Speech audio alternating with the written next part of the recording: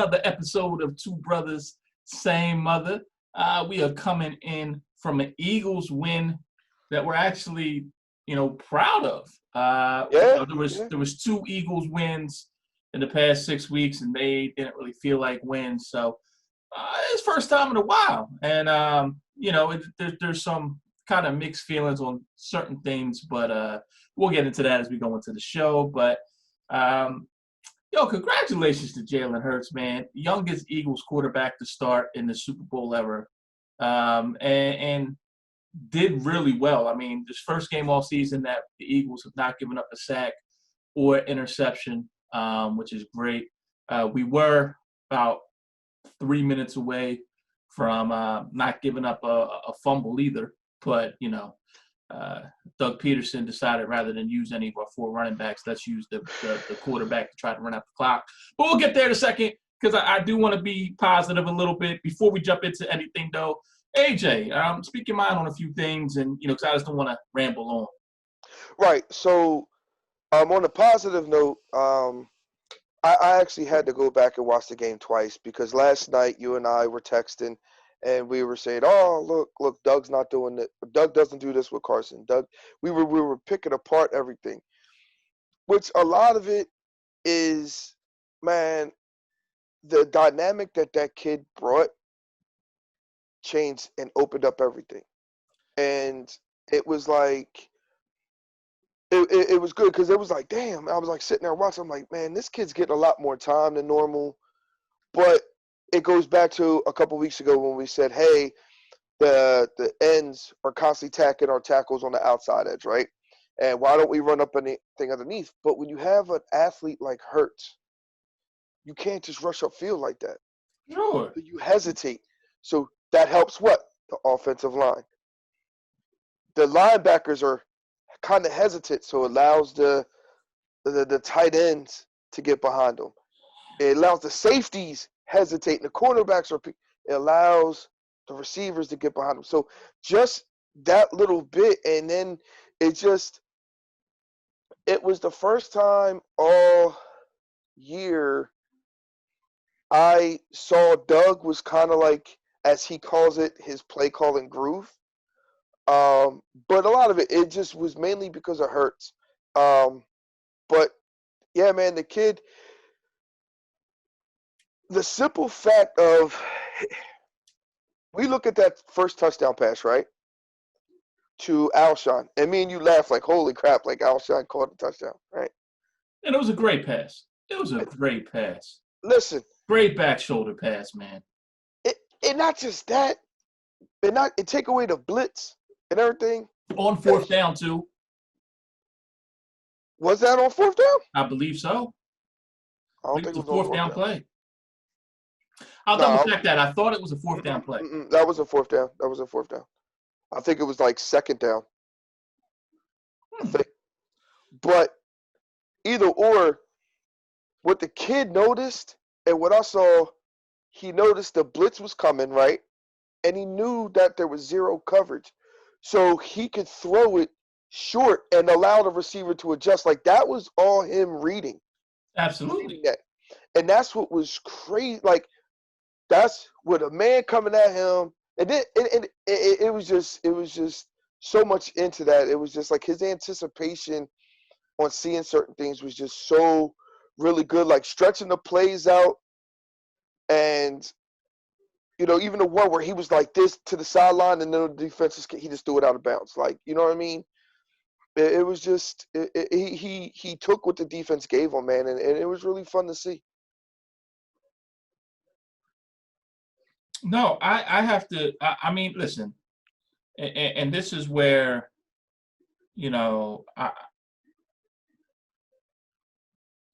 why can't I find this touchdown?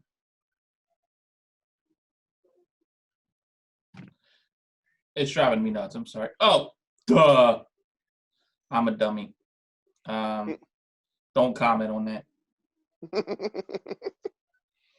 But yeah, it was on 4th and 2. 4th and 2. Oh, 4th and 2. Okay. Yeah. I don't know why I thought it was like second down or.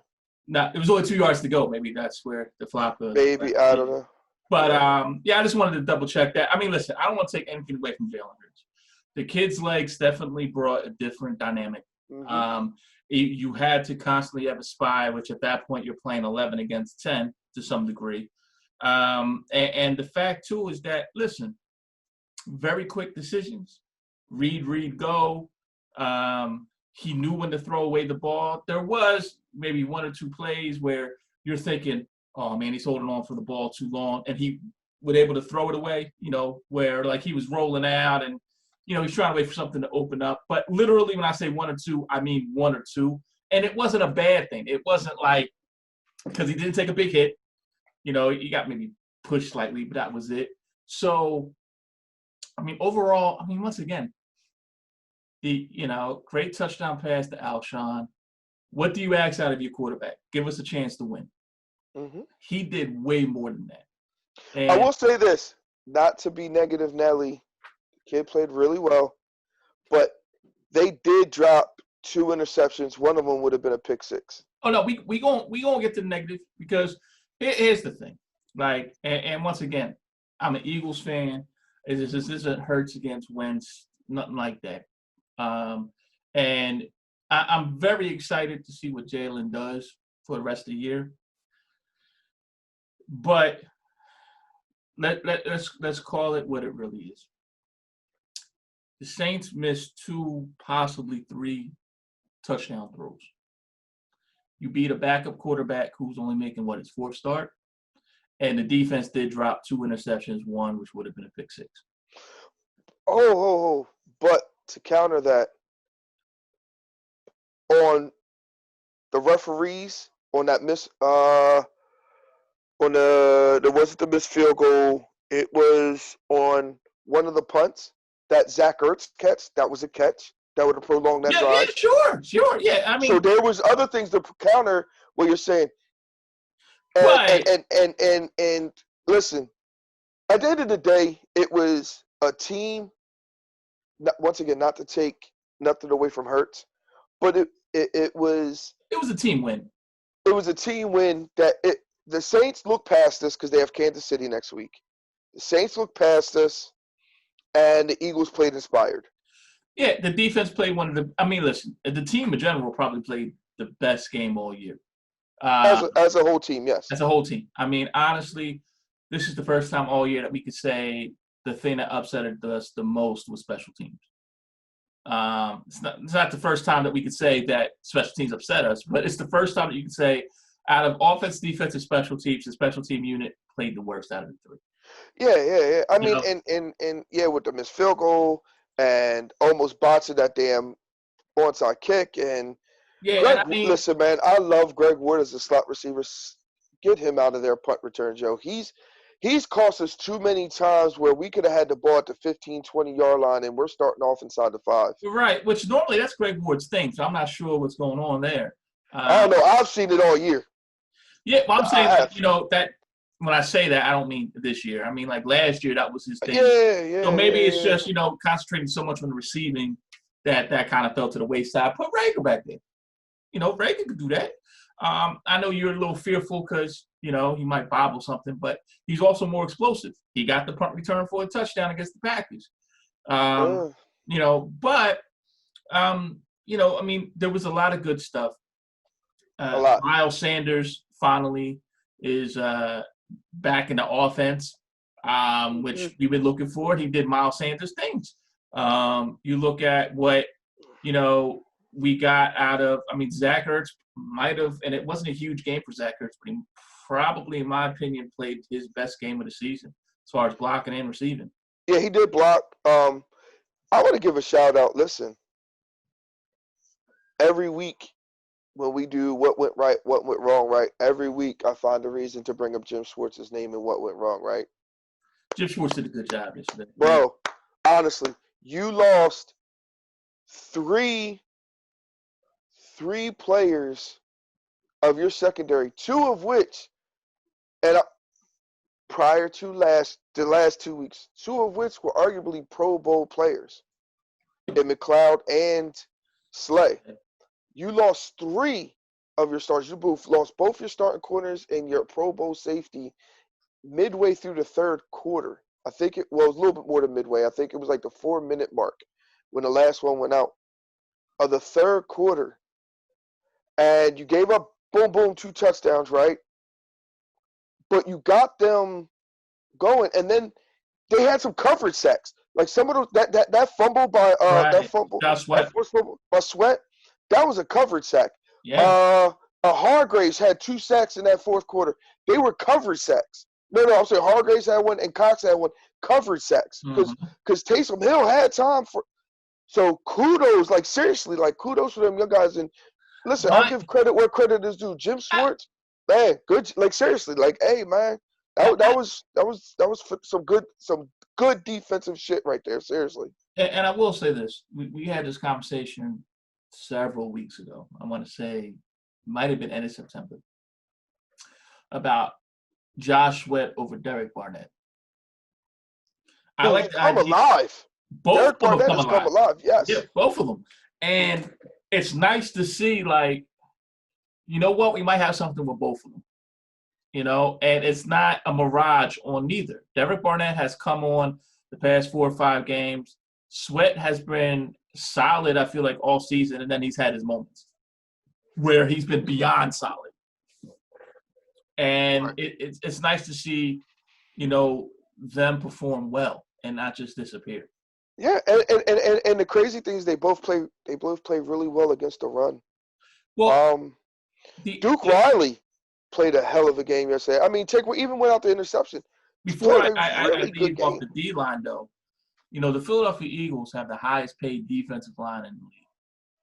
And the two guys that stood out to me, beyond Hargrave, I mean, Hargrave did his thing too, were Sweat and Barnett, two guys that do not contribute to that huge number there. So, But you know what's crazy is, and this is what frustrated me prior to this game, with Schwartz with his rotation or whoever's in charge of. I don't know on defense if they have the same thing with the running backs, right? Like, right. so Deuce has the thing where he is the one that picks the rotation based on the play call of who he wants in there, right?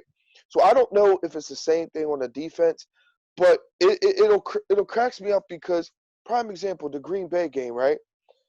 Their first 2 drives, Derek Barnett on 4th and 1, 2 back-to-back drives just shut the whole shit doame. You get what I'm saying? And forced Right. losses. And then he was out of And, there. and then you didn't see him for like 4 straight drives. Like, it may be a little less, but still, you get what I'm saying? I'm like, the same thing with Josh Sweat. Josh Sweat will come in, couple drives, get QB pressures, almost a sack, you know what I mean? And then all of a sudden you won't see him for like 2 or 3 drives on defense. It's like, like what are you know what I mean? But to your point, it seemed like this yesterday they had it really good with the rotation. Hargraves just showed up 2 games in a row because he played really well last week too. Um, from my understanding, I thought that Derek Barnett um, would have became a restricted free agent with the 5th-year option next year, with this being his 4th season. Mm-hmm. But looking at it, he's actually under contract through next season. Mm-hmm. So I don't know if there was an extension somewhere in there or whatever, but apparently he's still under that rookie contract through next season. So Yeah, I'm not sure how that worked either. I was wondering the same yeah, thing. yeah, but he's under contract.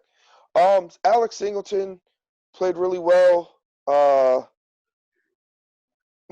You know who's really playing well? You wanted to see that last week. Was Epps.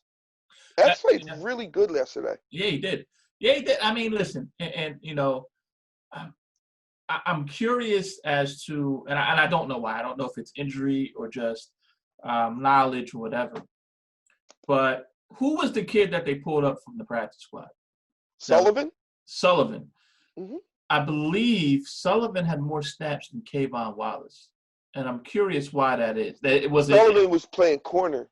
That's why. Okay, because it was just like I said. I mean, we run a lot of 3 safeties too, so I wasn't sure. Yeah, yeah, yeah, But yeah, just yeah, yeah. that's why you can't just look at stats because Right. stats are misleading. Sullivan is who replaced Maddox. Gotcha. Okay, so now that makes more sense. I was like, why?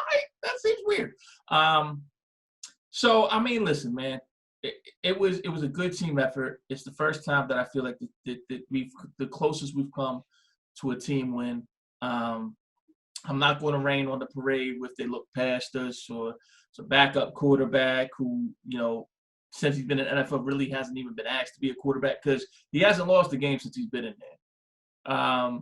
I'm not going to sit there and talk about how Sean Payton just totally pulled a Doug Peterson, totally forgot about Alvin Kamara. Because truth be told, like this Eagles defense stepped up big. Jalen Hurts did what he needed to do. And I'm excited to see what happens in the next couple of weeks as teams kind of scheme for him. We got an Arizona team that is desperate to try to make the playoffs. Like this Arizona game is, to me, is going to be our toughest test. And if we beat Arizona and we beat the Cowboys, I think Week 17 comes down to the division because I personally think, I know we're getting ahead of ourselves, I think Washington beats Carolina but loses to Seattle, which would mean that for the division will be Week 17. But if you want to say something about that, I kind of want to go into some of the stuff that has really irked me as far as what went wrong. Okay, so real quick, not to get ahead, if this last month, counting yesterday's game, if we go 3-1, listen, it'll all be exciting. It'll be fun. WIP had a fantastic, it's actually for 2 days last week, and they were just like, can you watch an Eagles game and want them to lose even though you feel they need to lose? And that was such a good question because it's like Monday through Saturday, right? Or whatever game they're not playing. They're not playing. I'm like, man, listen, man, we're gonna lose. We need to lose. You know what I mean? Just let the young boys play. We need a top 10 pick. Blah, blah to help this team. This team is no. You know what I mean? We can't be picking in the high teens and the 20s because yada yada yada. But then that damn Fox hits. Yep. Yeah, that damn Fox throwing kicks off, and it's just like, let's go. You know what I mean? So it's hard. So if we go 3-1, mentally, I'm like, shit. Like, come on, man. Like, here we go with this shit. But in my heart, it's just like, it's excitement because you want to see that. You know what I mean? 5-pack of questions. Favorite December Eagles moment? There was one that I thought about, and I said, nah. Now, let's be clear. When I say that, I mean one that we experienced. We're not going to talk about the NFC Championship game in 1960 or NFL Championship game. We're not talking right. No. I wouldn't even say anything like that. Right. I narrowed it down. I thought of a handful.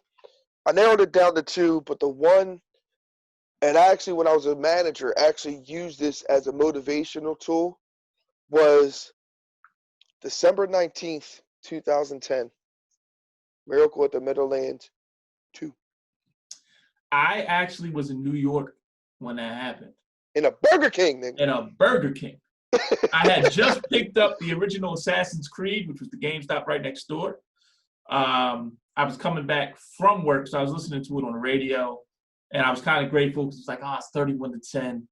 And I remember, like, in New York, the Burger Kings and stuff, I mean, some I think might have them in other areas, but they actually got flat screen TVs that show, like, stuff like the game. And you were down, like, in Times Square, right? Like, in Manhattan? No, I was in the Bronx. Were you? Okay. I was in the Bronx. And I remember go, forgetting where I was in a packed Burger King with people wearing their Eli Manning jerseys, like, ready to do it. It's the only time I felt the way that most people must feel when they were at the vet wearing another person's jersey. Like, it was like, I was like, I didn't have a car. I was like, shit, I got to wait on the train. Right. I was at a relative of ours' house who didn't watch any sports, so I was in a little back room by myself watching it, but it was still pretty exciting. And that was my favorite too. You know what I mean? Yeah. My second would be Merry Christmas Philadelphia, Jeff Carson. Really? Yeah. To me, that was awesome. No, my second was, we got a problem on the field. We got a problem on the field. Official here, he's going to stop the play before the ball snaps. He's going to say the 2-minute warning. No, I don't think he did. That ball was snapped before he did that. Yeah. That's not right either. Aikman under center, hands it to Emmett. They stop him again. Oh, yeah. They stop him again. They got that call, that 2-minute warning. I thought they dodged a bullet, and then they go back and punt, and they did the same thing. Same play, same result. Yeah, they deserve to lose. That was me and you watched that together. I was on Christmas break. Right. You and I watched that together. So college basketball started. What is your favorite college basketball team that you ever watched? Even though this team isn't, as far as the school isn't my favorite, but just that 2-year span just changed, like how all of us played, how we wore our clothes, was the Fab Five. See, now for me, and this is where you show the age difference. Even though we're supposed to hate them, I'm a Temple student, supposed to hate them. It was my freshman year. There was something about watching St. Joe's and Jameer Nelson and those guys. Yeah, and Delonte West. Yeah, that was a nice squad. And when they hit that shot in that Elite Eight game, and then Oklahoma State drove down and Lucas hit the game winner with no time left to send Oklahoma State to the Final Four. Like, dude, like my heart actually hurt, even though those were my rivals, because it was like, once you get into the tournament, it's like it's all Philly, unless you're Villanova, because you got scumbags. But everybody else is all Philly. I'll tell you my Villanova story another day. Y'all deserve to be scumbags. Well, coming into y'all college, New Yorkers anyway. Not coming into college, but coming into when I was a little guy, watching college basketball. The first team I actually ever fell in love with was those Jordan, North Carolina. Until this day, North Carolina is probably my favorite college basketball team. But as far as just teams, like I said, Fab Five, probably before them was the UNLV Running Rebels with LJ and Stacey Augmon and and I think that's the interesting thing for me. Like the first team I remember like really watching college basketball wise was the Eddie Jones Temple Owls. You know, one of my favorite Temple teams was the team a couple years before that, the Mark Macon led. They went to the Elite Eight. They won that with that. Yeah, team. And see, like I remember the best Temple team I remember watching was the Pepe Sanchez squad that got stopped by Seton Hall and Samuel Dollenberg. Go figure. Right, real quick, I want to add, the best basketball college playoff that I ever seen though. Oh, Big East. Well, bro, that 95, 95, that tournament with Camby and Glenn Robinson and AI and Kittles, yes, Ray Adams, and John Wallace and Syracuse. Right. Oh my God, John Wallace was at Syracuse, wasn't he? That's what I said. John Wallace. Oh, I thought you said Pitt. Pittsburgh had somebody too. Like that was. Oh, no. I don't remember who Pitt had, but I just remember everybody had a team. Oh my goodness. That Big East tournament was. Oh, that whole season was just like that. Was it 95? That year was just bananas. Your favorite Christmas gift you ever got? Well, now it's called a bundle, but when we got the Nintendo with the Power Pad. Yeah, see, for me, it would have to be move it up a little bit because when we got that, I was 4 years old. Yeah, that was 89. Yeah. But 97, I got the original PlayStation, but our mom, not the same mother, and the two brothers, same mother, had got me a bunch of games, and like every single one of the games ended up being classics. I mean, Mega Man X4, Crash Bandicoot, Final Fantasy VII, Apes Odyssey, which they remade. That actually, and then I got Game Day '98. It was a bunch of stuff that just like, dude, like I just got memories of every single one of those games. So I think that was really dope. Like that was one of those things where I really didn't ask for anything else until my birthday. It was. Yeah, I remember when we got that Nintendo. Like I got Super Tecmo Bowl wasn't out yet, but I remember I got the original Tecmo Bowl, and it came with the 3 games with the Duck Hunt, the Track and Field, and the Mario. Mm-hmm. And then I forget the other game I got. Did you get Tecmo Pro Wrestling that Christmas too? I feel like we were playing that. No. That was another Christmas where we had literally got a a box like this of full of. That was when we got like the Super Tecmo Bowl, the Super Pro Wrestling. We had got like 30 games that year. Right. Your favorite dual threat quarterback you ever watched in football? Randall. Oh, the man behind me, Randall. Always. Now, see, Randall, I would say, is my favorite as far, but once again, being younger, I think the one I enjoyed the most, and it wasn't even the pros in college, where I just was like, yo, like, this dude's just amazing. So actually, Florida, Tim Tebow. Like, now, granted, I didn't think he was going to do anything in the pros. I rooted for him when he went to Denver.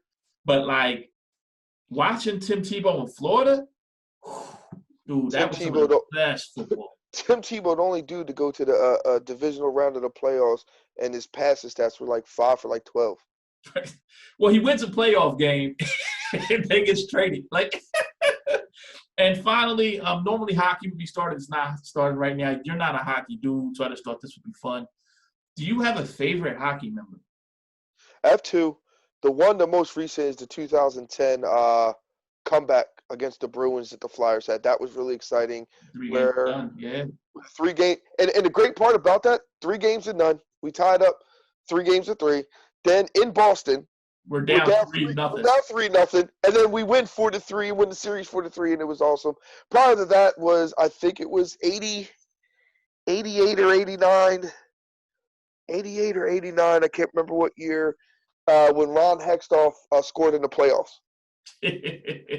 I will, for me, it was, I don't remember the year, but I remember I was in high school, I want to say. But it was the game against the Penguins that went into 6 overtimes. I remember cell phones were just coming out. So I didn't have a cell phone. I had a landline in my bedroom. But I remember just people were either calling me or I was calling other people like 8 or 9. I was like, yo, are you watching this? Like, because it just didn't want to end.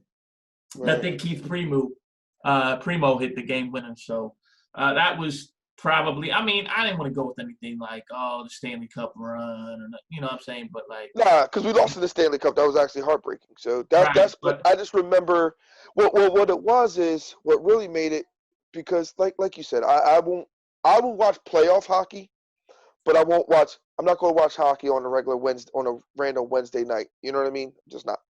Now I actually will, but you know, right, yeah, I have nothing else to do. I also every once in a while on a summer night will put on the Phillies too. So maybe not this. On a summer night, if there's nothing on, I will put on the Phillies. But for the most part, once again, I put on playoff baseball. But like, I just remember like because they weren't expected to be good at all. I think they actually just squeaked in like the last week of the season. They did, and they kind of needed some mirror.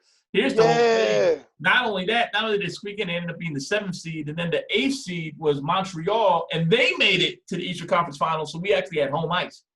Yeah, that was crazy, right? Year. Speaking of crazy, we went to the finals that year, didn't we? Yes. Yeah.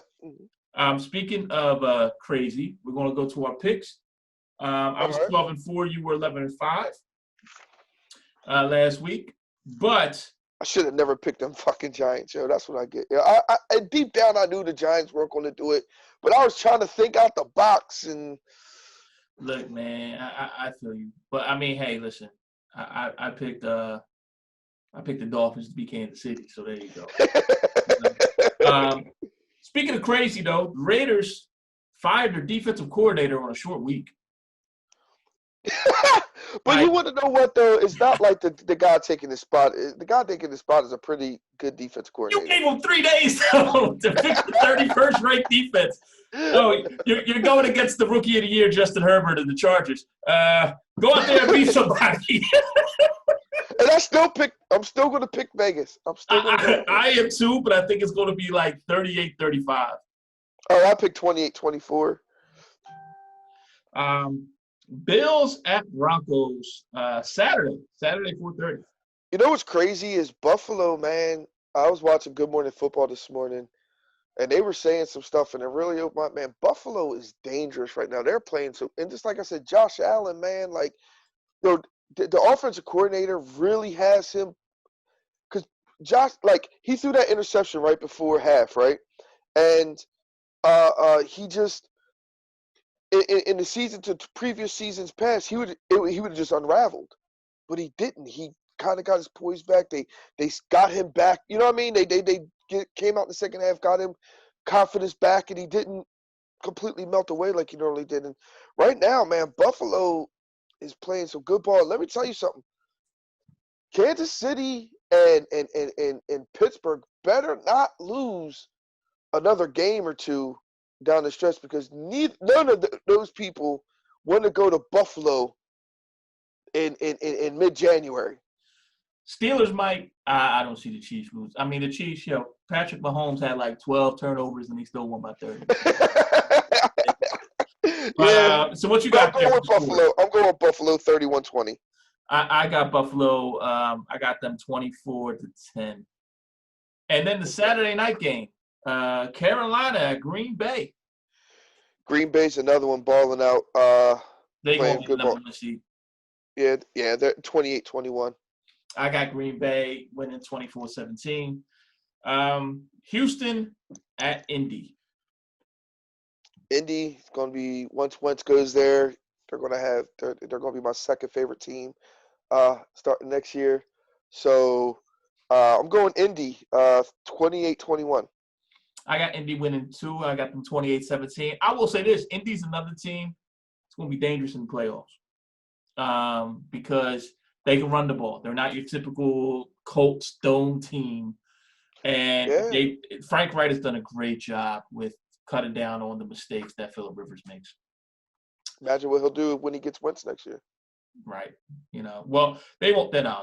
Howie isn't going to trade him there. He'll trade him to the Jets for like a 6th-round pick just to be a smartass. Well, they did say 3 landing spots for Carson. Just a random sidebar real quick, where I think number 1 was the Colts. Number 2, the Jets were not one of the teams. Oh, my God. I had them in my head. The bench, the IR, and retirement. That's his 3 landing spots, apparently. Oh, God. I can't. I know it was like – I know San Fran was one of them. Mm-hmm. It was Indianapolis, San Fran. I'll tell you where I actually expect him to somehow end up at if he does become available. Who's that? Bill Belichick. That was the other team. Yes. New England was the third team. Yep. I'm going to be surprised. I would be surprised if the Texans beat the Colts. I got the Colts winning 28-17. Titans at home against the Detroit Lions. Someone free Matt Stafford. Yeah, his days are done. He's old. Poor guy. I mean, he's still performing at a high level. It's just, you know what it is, man? The Lions' defense, they brought in a defensive coach, which they fired, Matt Patricia. Their defense is just atrocious. When they did have a decent defense, then the offense failed them and they had no run game. Now they finally got a run game and they got a horrible defense. Or when they had a defense, Matt Stafford got hurt. Right, So, but I got the Titans winning 24-10. I got Titans winning 27-17. Game that's interesting. Bears at Vikings. Fucking Vikings, man. You could never – they're like the Ravens, dude. You just never know what team you're going to get. I'm going to go Minnesota, and I'm going to go 23-17. I got Chicago. Chicago winning 24-21. And I think that by the Bears beating the Vikings, I think they're both going to miss the playoffs. But that's just me. They're fighting for a playoff spot. But Seahawks at WFT. So I got Seattle winning, but I could see Washington winning just because of that D-line. And also a reason why I got Seattle winning because Alex Smith is up in the air. Right. So, that was my thing, too. I got Seattle winning 24-13. I got 24-21, but yeah. I think the defense will get the score for them. Patriots at Dolphins. I'm going Miami. My Nammy, as my father would say. My Nammy. Yeah, I got the Dolphins, too. 23-20, sorry. Yeah, I got the Dolphins winning 24-20 in this game. I kind of pulling for Cam a little, but Jaguars at Ravens. Garner Minshew came in and actually looked okay yesterday. Mhm. But yeah, Baltimore 24-10. I got Minshew pulling the upset. Oh shit! 27-21, and Ravens fans will have 3 weeks to talk about what could have been, because that will be the final nail in the coffin for them making the playoffs. Yeah, because they're going to lose tonight, but in a good game. I'm actually Who do they excited play? to watch tonight. It's Cleveland, Baltimore. The number Ravens. 1 Russian team versus the number 2 Russian team. Ravens going to win. Ravens winning against the Browns. You think so? Yeah. All right. We'll Yeah, see. they're winning against the Browns. I don't see. Ravens are a type of team you don't expect them to win, they win, and when you expect them to win, they make it close. Yeah, like Minnesota. Yeah. Well, Minnesota, that's just whatever team Kirk Cousins is on. That's all it is. True. Bucks at Falcons. I'm going Tampa. I got 27-23. I got Tampa winning 28-20. Niners at Cowboys.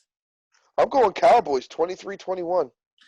I got the Niners only because I think they're finally going to bench Nick Mullins. He's cost them. Why they keep going back to that guy, I don't know. But I think the Niners. Listen, man. I'm sorry. I just don't want to pick the Cowboys. So it's the Niners winning 21-17. Honestly, I know this sounds horrible. Once again, this don't count on Sundays, people. So don't hack me. This is I want the Cowboys to win because I think the Eagles are going to lose and we'll get a higher draft pick than them. So Jets at Rams. I'm going Rams 27-10.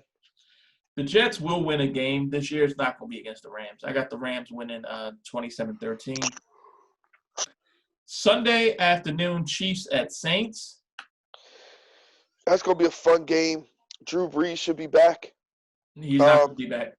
He's not. No, they said there's like a less than 25% chance.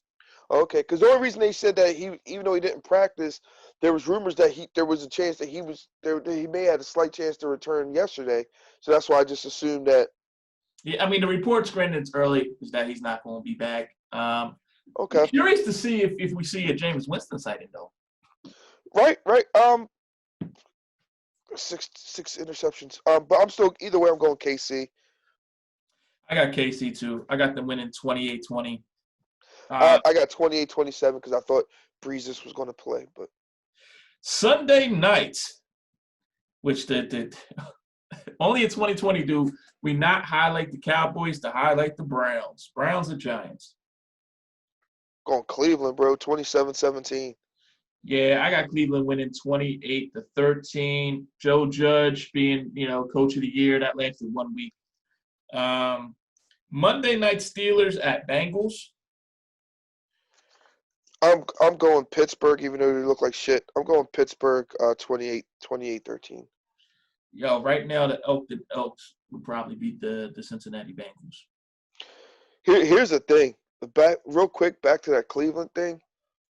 Yo, if these motherfuckers ain't careful, Cleveland could be the number 2 seed or number 3 seed in these playoffs, bro.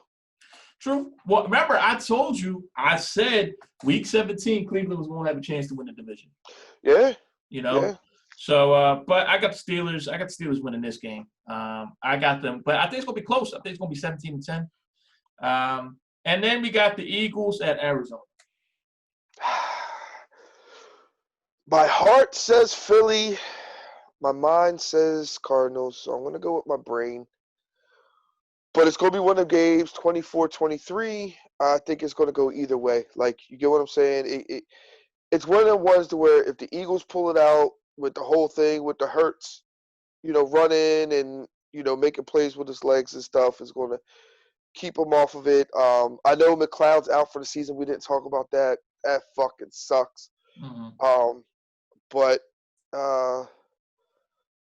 yeah. I think that's going to be a big factor. My heart says the Eagles win 31-28. First time the Philly will hit a 30 this season. Then that will leave only the Jets. I think is the only team that would not have scored 30 all year. So you think with an injured Slay, even if he plays, that DeAndre Hopkins is not going to light it up? I Or you don't think. depending on Well, that D line to I pull it off? think. Well, I think that my head says that they're going to win 31-28 because I think Kyler Murray can't get it to DeAndre Hopkins. I think Kyler Murray's shoulder still bothering him, and you got a coach there in Kingsbury that doesn't want to really run the ball that much. And I think that Kyler Murray, if Kyler Murray was healthy, I don't think there's a chance. But I don't think DeAndre Hopkins has been very quiet. If it wasn't for the fact of the Hail Murray, I mean, the Cardinals would have lost 6 straight. Like, this squad, I mean, Hawkins had an okay game yesterday. he had an okay game. Yeah. I mean, but I He had just. what, like four catches or something like that? Yeah, 4 catches, and 1 catch was a long bomb. When I say long bomb, it was like a catch and run type deal. But, Yeah. I think that I honestly think that the Cardinals really ain't got a tight end that can really eat you up like that. That is true.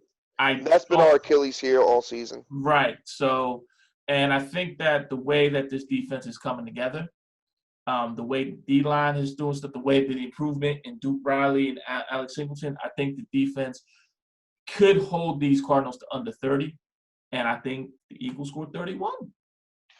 I mean, because, all right, so I know college football, but not as good as you. Now, did Hurts replace Murray? He Yeah. had to have, right? Yeah. So it could be a starter versus backup, right? No, Hurts wasn't a backup. Hurts came from because Murray graduated and Hurts What transferred. happened was when Baker left, then Murray came to Oklahoma. And I forget what school Kyler Murray was at before that. He transferred in. They made him Heisman winner. Baker actually transferred to Oklahoma from Texas Tech, where he was a walk-on. He didn't even get a scholarship. Then Hurts, because he had got benched, he had an opportunity to go to transfer protocol, but he was like, look, I dedicated myself to Alabama. I'm going to stick this out, help Tua out. Really showed a lot of character. Well, and then Tua got hurt. Well, no, Tua got hurt, and but like really what it was is that once he graduated from school, you still have that 1-year eligibility. So as a graduate transfer, he went to Oklahoma. But he didn't transfer out. So nobody was on the bench for each other, but it will be Lincoln Riley's disciples going against each other. A whole 6 degrees of separation type deal. Right. So it's going to be interesting. I just honestly, I think that I don't see the Cardinals D-line and Hassan Reddick having his way. I mean, Hassan Reddick had 5 sacks Sunday. Yeah, he balled out yesterday. Right. But I don't see that happening. I think that you're going to start seeing this O-line gelling. I think that you're going to see that we are going to try to get Miles, 15 to 20 touches. And I think that the big thing is that Hurts is going to be able to run around a little bit. You know what I mean? Yeah, so, Drake worries. I know they don't run the ball, but they had that whole, hey, the short pass to the running back is kind of like a long handoff. Drake worries me a little bit. You just stopped Alvin Kamara, man. No. I mean, you're right. Saints, and I don't know what, because they showed the graphic and it had nothing to do with the Eagles, but they showed the graphic with Taysom Hill. Like, Taysom Hill has issues going to, like, Kamara's, like, production has been, like, almost, like, cut in half since Taysom. So I don't know what Taysom Hill's deal is with Kamara. Listen, we'll see how this goes. I think it's going to be a fun game again. I think it's going to be exciting, fun. It's going to be a lot of, oh, my God, this is amazing. It's going to be one of those, me texting you, what the fuck, and you're right. There goes Doug with his bullshit, and then maybe like, oh, I will say this. Like, don't be surprised to see Alshon get another touchdown. Here's the thing, man. Fuck Alshon, yo, for real. Like, I've been saying it every week. Like, I know he caught a touchdown. No, there's no reason Fogel needs to be on that bench, bro. You talk about we didn't talk about that. Fogel's been phased out of the offense. Completely. Quez Watkins was on the field, I think, 10 more snaps than Fogel. That's crazy. Travis Fulgham, the only receiver that had less field time than Fulgham was Hightower because he was a healthy scratch. No, That's honestly, you know who was White or Sega Whiteside? I don't think he got. well, the Sega start. Whiteside I think's on the IR too, or maybe he's a healthy scratch as well. No, he was dressed. He was dressed. I saw him on the sideline with that goofy eye black and number 19. He was just standing there. Really, and they made Whiteside wear that. Well, I mean, JJ didn't get a single snap. He wasn't on the field at all, so he wasn't on the field. Special teams, nothing. Nothing. And I think they made, in my opinion, I think they made now that I saw like with Quez, even though he only had like the one little end around run, but I think they wanted to see what they had in Watkins, so I think that's why because Quez Watkins and Hightower are pretty drafted much the this same kid. player. We didn't draft that kid, so we got to see what we have with our draft picks. Right. And that's really what it comes down to, you know. Right. But listen, that's the show. We've been talking for a while. You said Philly, right? You called Philly? Yes, 31-28. All right. We'll see what happens. Hopefully, I'm right. I mean, hopefully, we win 31-28. I hope you're right. I hope you're right. Fun. Listen, stay safe, like and subscribe. Any parting words? Mandalorian, yo, and there's a lot of stuff coming out on Disney Plus, man. It's going to be awesome. And I know a lot of people didn't like it, real quick. But Hayden Christensen is going to be back playing Darth Vader in the Kenobi series, so it's going to be pretty cool. All right. See y'all, everybody. Peace.